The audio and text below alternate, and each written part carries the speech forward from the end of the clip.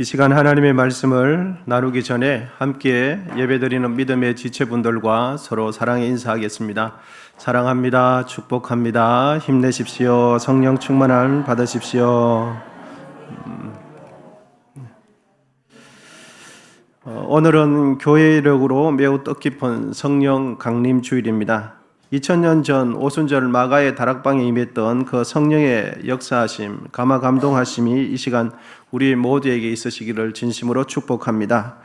성령 강림 주일을 맞이하는 우리에게 저마다의 가슴 속에 성령을 사모하는 마음이 있으실 것입니다. 주여, 나에게도 성령을 주시옵소서. 주여, 나에게도 성령 충만함을 주시옵소서. 그리하여 우리의 인생의 시절이 주 앞에 아름답게 드려지는 그런 삶을 살 수 있도록 도와주시옵소서. 이러한 저마다의 가슴에 기대감이 있을 것입니다.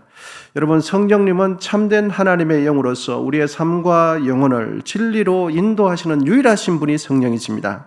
성령님은 지혜와 총명의 영이요 모력과 재령의 영이 되십니다. 성령은 하나님을 경외케 하고 각 사람의 마음을 겸손케 하며 사랑케 하시는 분이 성령이세요.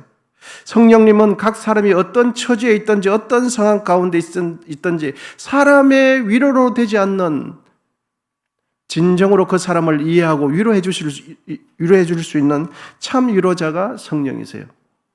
유일한 서성이 성령이십니다. 성령은 교회를 이끌어가는 교회의 영이 성령이십니다. 그러므로 우리의 언성 공동체는 성령의 충만함을 받아야 할 줄 믿습니다. 성령의 이끌림 받아 성령께 쓰임받는 사람, 성령께 순종하는 사람이 되기를 진심으로 기원드립니다.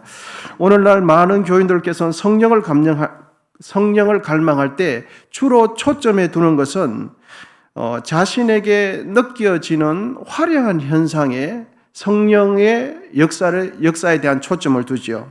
이를테면 자신의 마음에 어떤 뜨거운 감정의 변화가 일어나는가, 그리고 신령에 보이는 방언의 언사, 때로는 초자연적인 질병 치유, 이처럼 성령께서 역사하시면 내 삶의 여러 가지 꼬인 문제들, 지금 우리의 처한 모든 문제들이 순식간에 해결될 것을 염두에 두고 성령을 원하세요. 좀 더 노골적으로 표현하면 이렇게 됩니다. 성령을 통해서 내 문제를 해결받으려고 그러세요. 성령을 통해서 내 소원을 성취하고 싶어 하시죠. 성령을 통해서 내 희망하는 것을 획득하고 싶어 하는 것이죠. 그래서 성령의 충만함을 받기만 하면 내 문제와 내 결핍의 문제 같은 건 자연스럽게 해결될 것이라는 그런 기대감을 갖고 성령을 갈망하고 사모하는 분들이 보통이세요. 여러분, 하나님께서는 어떤 목적으로 믿는 자들에게 성령을 부어주실까요? 하나님께서 성령을 부어주시는 궁극적인 목적은 무엇일까 하는 것입니다. 오늘 본문은 성령에 대한 우리의 일반적인 기대에 대해서 급제동을 걸고 있습니다. 그리고 이 땅에 성령이 강림하신 이유가 본질적으로 어떤 이유와 목적이 있는지를 뚜렷하게 밝혀주고 있습니다. 본문 속 제자들은 부활하신 예수님과 무려 40일 동안 함께 지내면서 예수님으로부터 직접 하나님 나라에 관한 일을 듣고 설명을 듣습니다. 본문 3절인데요. 같이 한번 읽어보겠습니다. 시작. 그가 고난 받으신 후에 또한 그들에게 확실한 많은 증거로 친히 살아계심을 나타내사 40일 동안 그들에게 보이시며 하나님 나라의 일을 말씀하시니라. 아멘. 제자들과 대화 중인 예수님은 제자들에게 이렇게 말씀합니다. 몇 날이 못 되어서 너희들이 성령을 받게 될 것이라.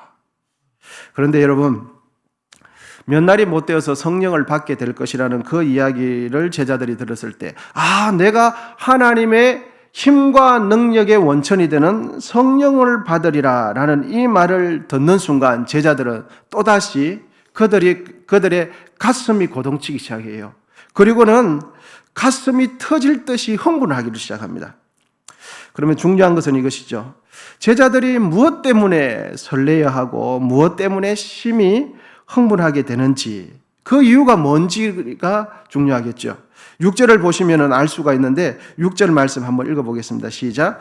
그들이 모였을 때에 예수 여쭈어 이르되 주께서 이스라엘 나라를 회복하심이 이때니까 하니 여러분, 제자들이 심히 흥분했던 이유는 무엇입니까?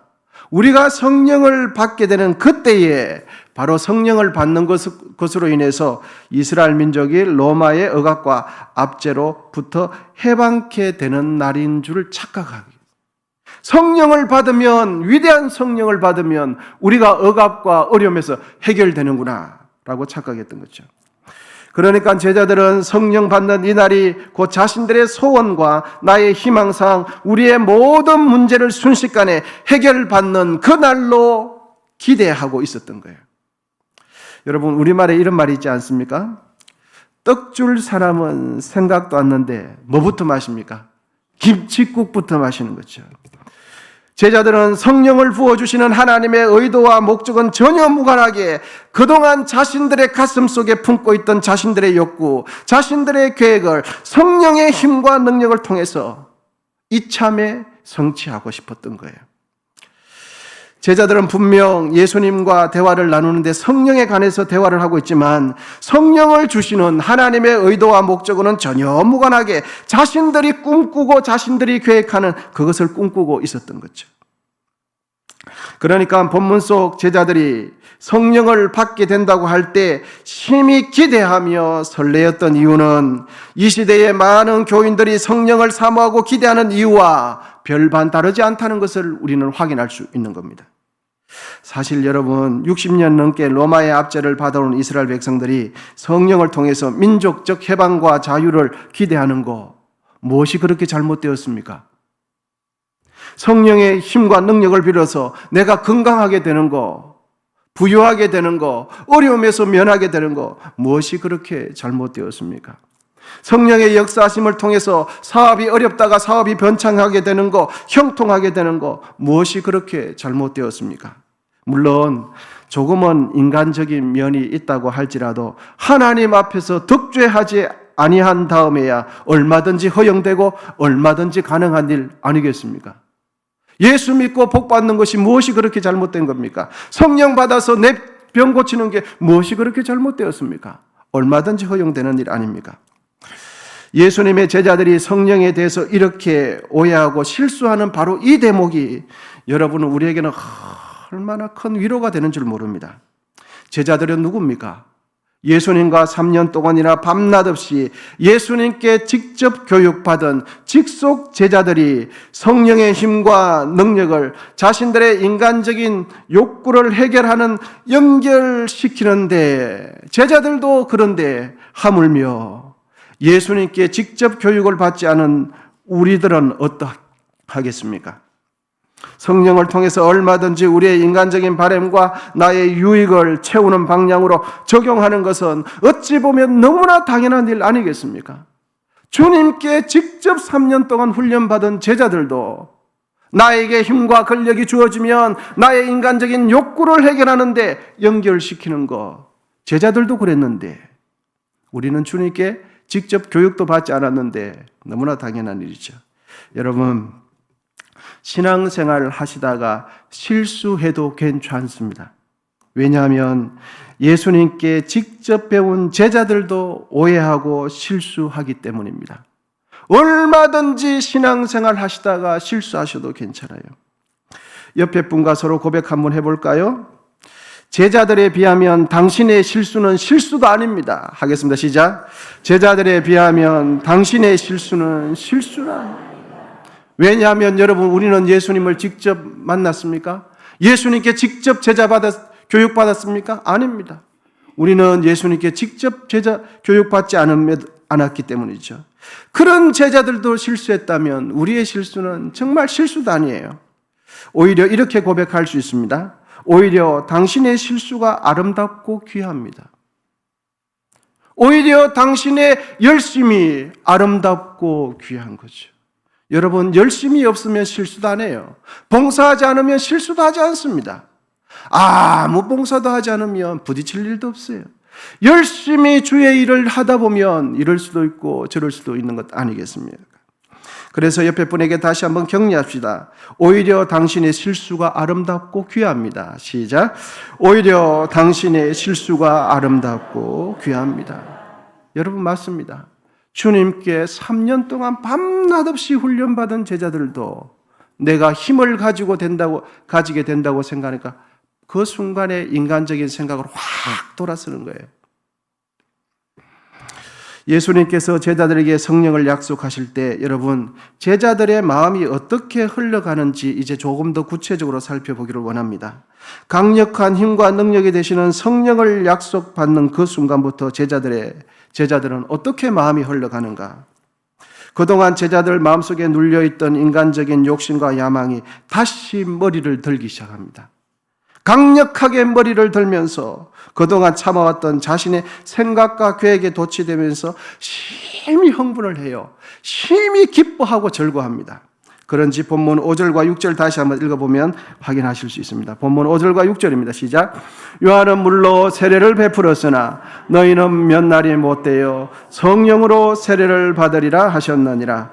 그들이 모였을 때에 예수께 여쭈어 이르되 주께서 이스라엘 나라를 회복하심이 이때니까. 그래서 5절과 6절을 색인되어 있는 말씀만 딱 읽어서 연결을 시키면 쉽게 이해가 될 겁니다. 5절. 성령으로 세례를 받으리라. 주께서 말씀하시니까 제자들은 이렇게 대답합니다. 주께서 이스라엘 나라를 회복하심이 이때니까. 제자들의 심리 상태가 느껴지십니까? 제자들은 성령의 힘과 능력을 통해서 하나님 나라가 확장이 아니라 내 생각, 내 계획, 내 민족, 내 소원, 우리 민족의 소원이 성취되기를 원하고 있어요. 성령이라는 힘과 권능을 통해서 인간적인 나의 바람과 나의 계획과 나의 비전이 이루어지기를 원하고 있는 거죠. 여러분, 이때 예수님은 어떻게 하십니까? 성령을 통해서 이스라엘 민족의 독립을 기대하고 있는 이스라엘 제자들에게 그들의 생각에, 제자들의 생각과 계획에 강력한 브레이크를 거십니다. 본문 7절입니다. 7절 같이 읽겠습니다. 시작. 이르시되 때와 시기는 아버지께서 자기의 권한에 두셨으니 너희가 알 바 아니요. 이스라엘 민족의 회복은 너희가 알 바 아니다 말씀하죠. 그렇다면 여러분, 하나님께서 믿는 자들에게 성령을 부어주시는 목적은 무엇일까요? 그것은 8절에 뚜렷하게 기록되어 있습니다. 오직 성령이 너희에게 임하시면 너희가 권능을 받고 예루살렘과 온 유대와 사마리아와 땅끝까지 이르러 누구의 증인 되는 겁니까? 예수님의 증인 되도록 하시는 것이 성령을 부어주시는 이유죠. 예수님께서는 성령에 대해서 잘못 이해하는 제자들의 생각을 수정시켜 주고 있습니다. 자신의 생각과 자신의 계획과 하나님께서 성령을 통해서 이루려고 하는 그 혼재된 생각 속에서 뚜렷하게 선을 그어주고 계세요. 주께서 성령을 주시는 이유는 제자들이 바라고 원하는 민족 해방이 아니라 오직 예수의 증인되기 위함이라고 뚜렷하게 밝혀주고 계십니다. 예수님께서 성령을 부어주시는 이유를 밝혔음에도 불구하고 여러분, 우리에게는 내가 예수님께 찾아가서 설득하고 싶은 마음이 우리 마음속에 여전히 있어요. 예수님, 그렇게 하지 마시고요. 성령의 힘과 능력을 통해서 우선 이스라엘 민족부터 해방시켜 주시고 독립된 그 민족 전체를 통해서 예수님을 전가하는 제자로 삼으시면 되지 않습니까? 그 좋은 방법이 있는데 왜 이렇게 하시지 않는지 저는 도무지 이해가 되지 않습니다. 주님께 찾아가서 얼마든지 주님께서 지혜가 없으시다면 제가 지혜를 드려서 이렇게 설명하고 싶고 설득하고 싶어요. 여러분들께서는 어떤 방법을 선택하시겠습니까? 1번입니다. 성령의 권능을 통해서 제자들이 원하는 대로 이스라엘 민족 전체를 독립시키고 독립된 이스라엘 민족 전체를 사용해서 효과적으로 복음을 전하시겠습니까? 아니면 2번, 융통성 없이 고작 12명의 제자들만 통해서 비효율적으로 복음을 전하시겠습니까? 어느 방법을 선택하시는 것이 좋은 것 같습니까? 저도 고민됩니다. 1번이 더 훨씬 효과적이고 합리적인 것 같습니다. 그런데 우리는 항상 잊지 말아야 합니다. 성령께서 임하시고 역사하실 때는 결코 누이 좋고 매부 좋고 이런 식으로 역사하지 않으세요. 성령님은 내 생각과 내 계획도 이루면서 하나님 뜻도 이루는 이런 형태로 일하시지 않고 오직 예수의 증인 되게 하십니다. 제자들이 오직 예수님만 증거하고 예수님만 높일 때 그 다음에 제자들을 높이시고 세우시는 일은 하나님께서 하실 일이에요. 할렐루야. 그래서 베드로전서 5장 6절은 우리에게 이렇게 가르쳐 줍니다. 말씀 한 목소리를 같이 읽겠습니다. 시작.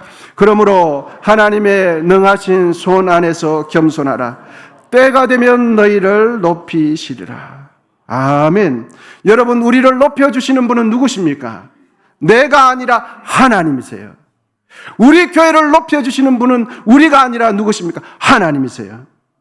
여러분, 내 뜻도 이루면서 하나님 뜻도 이루고자 하는 그 생각은 하나님 생각이 아니라 교만한 내 생각입니다.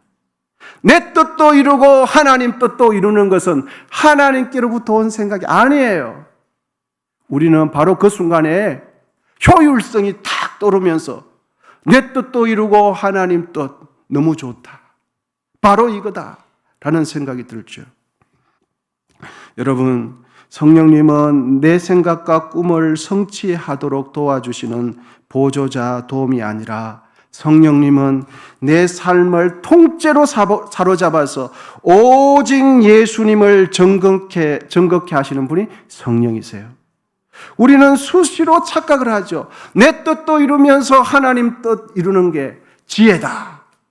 여러분, 하나님은 그렇게 우리에게 지혜를 주시지 않으세요. 하나님은 오직 하나님 뜻, 복음을 이루도록 우리가 달려가면 우리를 세워주시고 이렇게 세워주시는 분은 하나님이 하세요. 제자들이 바라는 이스라엘 민족의 독립과 해방은 제자들이 계획하고 성취해야 할 일이 아니라 누구 손안에 달려 있습니까? 그것은 하나님께서 하신다라고 말씀하고 있습니다. 성령 받은 제자들이 해야 할 것은 자신들의 발걸음이 닿는 곳곳마다 그곳에서 오직 예수 그리스도의 십자가 죽으심과 부활하심만 증거하면 됩니다. 나머지는 하나님께서 하실 일입니다. 여러분, 우리가 여기서 아주 중요한 질문 한 가지가 더 해야 됩니다. 그럼 예수님께서는 왜 성령 받을 제자들에게 예루살렘을 떠나지 말라고 하셨을까 하는 것입니다. 본문 4절입니다. 우리 말씀 같이 읽겠습니다. 시작. 사도와 함께 모이사 그들에게 분부하여 이르시되 예루살렘을 떠나지 말고 내게서 들은 바 아버지께서 약속하신 것을 기다리라. 아멘. 제자들에게 있어서 예루살렘은 어떤 곳입니까? 결코 안전한 장소가 아닙니다. 예수님을 십자가에 못 박아 죽인 종교 권력자들의 권세가 칼날처럼 시퍼렇게 살아있는 장소가 예루살렘이죠. 제자들에게 있어서 예루살렘은 큰 트라우마가 있고 깊은 두려움과 상처가 있는 곳이 예루살렘입니다. 한시라도 빨리 벗어나고 싶은 곳이 예루살렘이죠.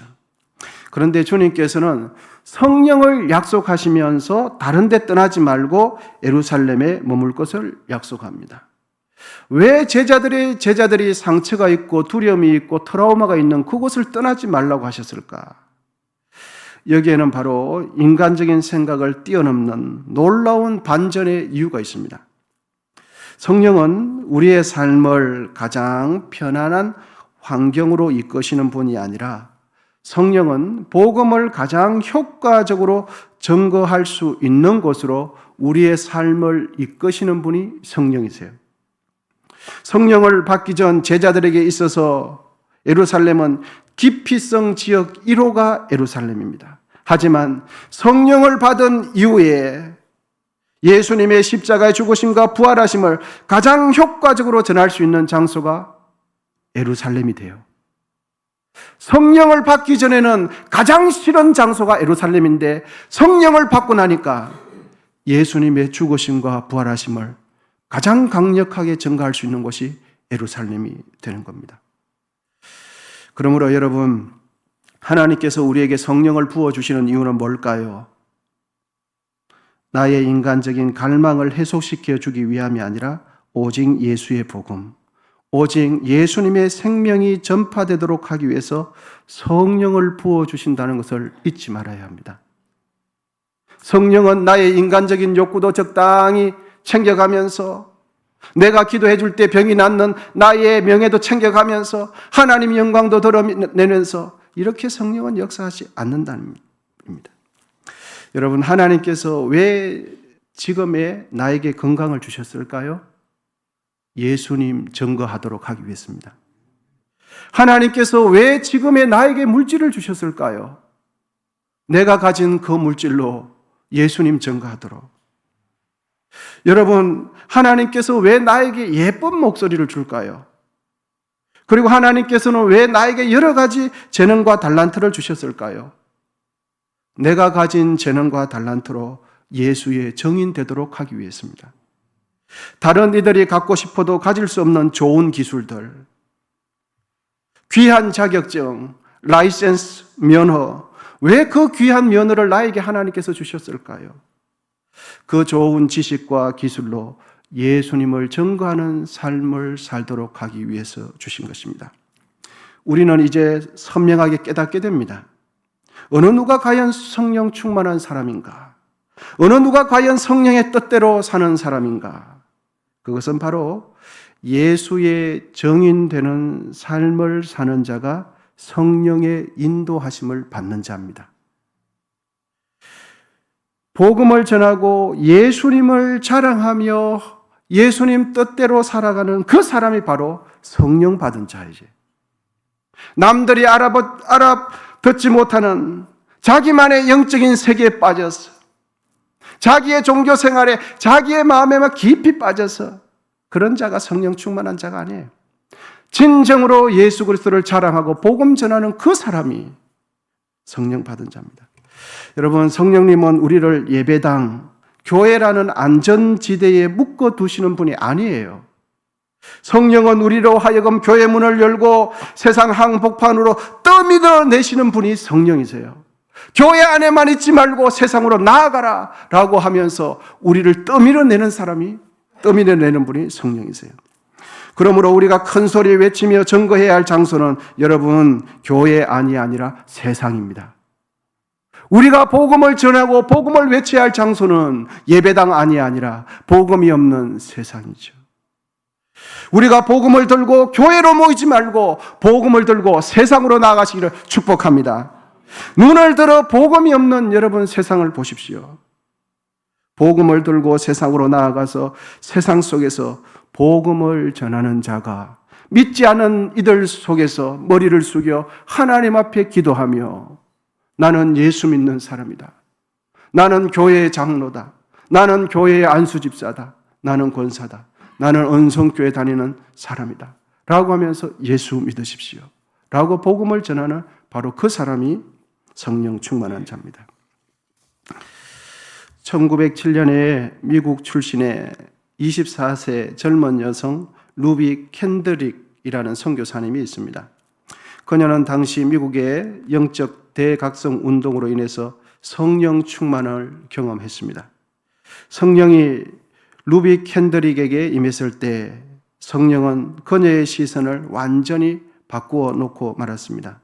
미국이라는 안전지대를 넘어서 당시에 이름도 잘 알려지지 않았던 아시아의 외딴 언둔의 나라, 복음의 공백지인 이 땅 조선을 향하게 했습니다. 1907년 9월에 성령의 이끌림을 받아 이 땅에 입국한 그녀는 개성 지역에서 어린아이들을 가르치며 오직 예수의 증인으로 살아가기 시작했습니다. 하지만 환경과 기후가 너무 열악했기 때문에 너무나 안타깝게도 입국한 지 1년도 채 되지 않아서 1908년 6월에 급성 맹장에 걸려서 25세라는 꽃다운 나이에 머나먼 이국 땅에서 그만 죽고 말았습니다. 그녀가 세상을 떠나기 전에 부모님에게 마지막 보내는 편지 내용에 이런 글이 적혀 있었습니다. 만약 내게 줄 수 있는 1000개의 생명이 있다면 나는 그 1000개의 생명을 모두 조선을 위해 바치겠다. 1000개의 생명이 나에게 있다면 1000개의 생명 모두 복음이 없는 죽어가는 그 조선에 바치겠다. 루비 캔드릭을 사로잡았던 성령님은 그녀의 삶의 환경을 편안하게 안락하게 바꾸어 주시지 않고 복음의 불모지인 이 조선으로 그녀를 내몰았던 거죠. 세상의 눈으로 보면 그녀의 인생은 실패작입니다. 하지만 성령께서는 그녀의 인생을 결코 실패로 끝나게 두시지 않았습니다. 캔드릭 선교사님의 죽은 후 그의 편지가 미국 땅에 전해졌을 때 그녀가 출석하던 교회와 텍사스 전역의 수십 명의 청년이 그녀의 마지막 편지에 감동을 받고 내가 루비 캔드릭의 뒤를 이어서 조선의 정인이 되겠다며 선교사로 자원하는 위대한 역사가 일어났습니다. 오늘 성령 강림절 이 시간은 이 자리에 앉아있는 우리가 성령께서 주시는 힘과 권능을 힘입어서 예수의 정인된 삶을 살기 위해서 성령 강림 주의를 지키고 있습니다. 생명이 없는 그 세상 속으로, 복음이 없는 그 세상 속으로 파송받는 날이 바로 오늘 이 날입니다. 그러므로 이제는 나를 위한 성령이 아니라 나를 위한 축복, 나만을 위한 은혜가 아니라 오직 예수님의 정인된 삶을 살기 위해서 우리 모두는 성령의 큰 권능과 힘을 덧입게 되시기를 주의 이름으로 축원합니다. 기도하겠습니다.